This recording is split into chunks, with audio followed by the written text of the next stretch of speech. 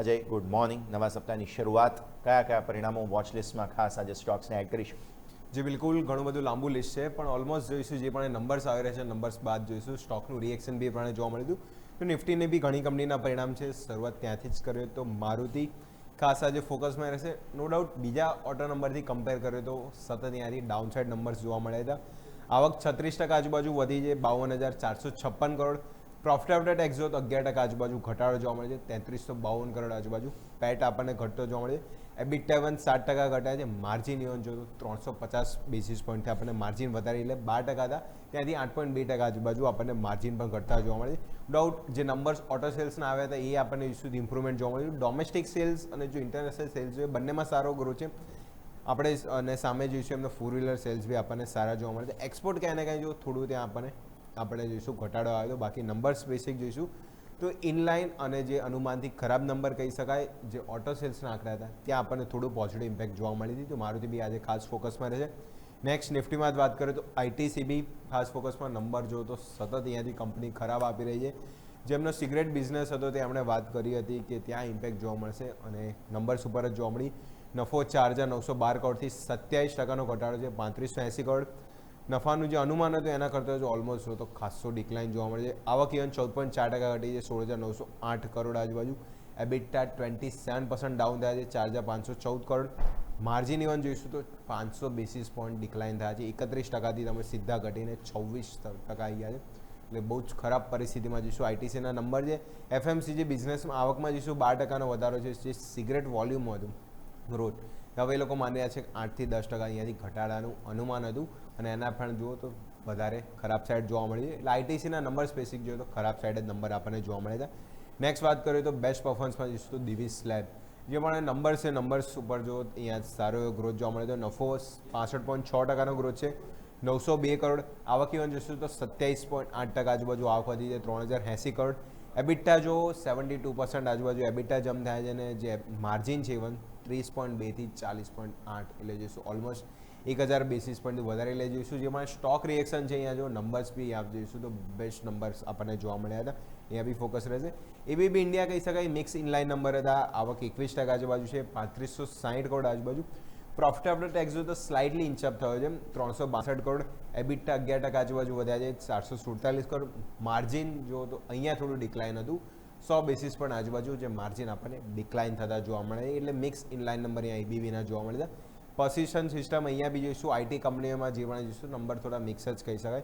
Net profit 8.7% down છે, 483 crore. Revenue જોઈએ તો 6% વધી છે અને જો ડોલર આવક જોઈએ તો ત્યાં બી જોઈશું 2% આજુબાજુ ગ્રોથ ત્યાં બતાવે છે.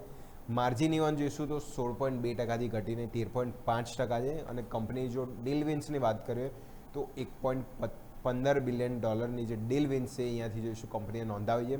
અને આગળ બી જોઈશું હમણાં ગાઈડન્સ છે જે થોડું પોઝિટિવ આપી છે. અહીંયાથી હજી જોઈશું એમના માર્જિન હજી અહીંયા સુધારવાના છે અને ડીલ પાઇપલાઇન અહીંયાથી સ્ટ્રોંગ સાઇડ જોવા મળી હતી. તો ગાઈડન્સ પણ જોઈશું તો પોઝિશન સિસ્ટમ પોઝિટિવ અહીંયાથી જોવા મળ્યું હતું.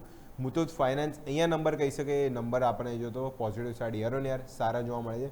નફો 38%નો જમ્પ છે, 2800 કરોડ. આવક ઇવન જો તો 29% આજુબાજુ આવકમાં વધારે, 5,098 કરોડ આજુબાજુ આપણને આવક થતી જોવા મળી હતી. એટલે અહીંયા બી જોઈશું તો નંબર સારા છે. કંપનીનું જો ઈઓમ છે, ઈઓમ બી અહીંયાથી જો તો હાર સાઈડ જોવા મળેલું, એટલે ઈઓમમાં બી જો સતત અહીંયાથી વધારો જોવા મળ્યો હતો. નેક્સ્ટ અહીંયાથી વાત કરીએ તો સીડીએસએલ કેપિટલ માર્કેટ થીમાં સીડીએસએલના નંબર જો તો ખાસ અહીંયાથી ફોકસમાં રહેશે. કારણ કે ક્યુ યર ઓન યર નંબરમાં જો ખાસું અહીંયાથી ડિફરન્સ છે. યર ઓન યર જુઓ તો થોડા પોઝિટિવ છે, પણ ક્યુમાં જોઈશું તો ઇમ્પ્રુવમેન્ટ તમને વધારે બેટર લાગશે. કારણ કે નફો જો તો ઓલમોસ્ટ આપણને 117 કરોડ એટલે ક્યુ કમ્પેર કરીએ તો ઓલમોસ્ટ આપણને 40%નો જમ્પ છે. આવક ઇવન જો વધીને 293 કરોડ છે અને ક્યુ કમ્પેર કરીએ તો અહીંયા બી ઓલમોસ્ટ જો તો આપણને 15 થી 18%નો ગ્રોથ છે. એબિટા 131 કરોડથી 138 કરોડ થોડા ઇન્ચઅપ થયા છે. માર્જિન જો તો યર ઓન યર થોડા ડિક્લાઇન્સ પણ ક્યુ કમ્પેર કરીએ તો માર્જિનમાં બી ઇમ્પ્રુવમેન્ટ સારું છે. એટલે ક્વાર્ટર જે ક્વાર્ટર 4 જે ખરાબ રહ્યું હતું એની સરખામણી જે ક્વાર્ટર 1 છે જે બેસ્ટ આપણને સીડીએસએલ માટે જોવા મળ્યું હતું. નેક્સ્ટ આપણે વાત કરીએ તો નેલ્કો નેશનલ એલ્યુમિનિયમ અહીંયા બી શું ફોકસમાં નંબર છે અને અહીંયા બી બેસ્ટ નંબર્સ અત્યાર સુધીના કહી શકાય. 90% આજુબાજુ નફામાં જમ છે, 2,003 કરોડ.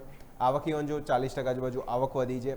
એબિટા 90% આજુબાજુ એબિટા ગ્રોથ છે, ઓલમોસ્ટ જોઈશું બહુ જ સારા નંબર્સ ફેસ કરે છે. માર્જિન 39%થી વધીને 51% એટલે ઓલમોસ્ટ 1100 બેસિસ પોઈન્ટનું ઇમ્પ્રુવમેન્ટ માર્જિનમાં જોવા મળ્યું. એટલે બહુ જ વધારે નંબર્સ અહીંયાથી સારા જોવા મળ્યા હતા.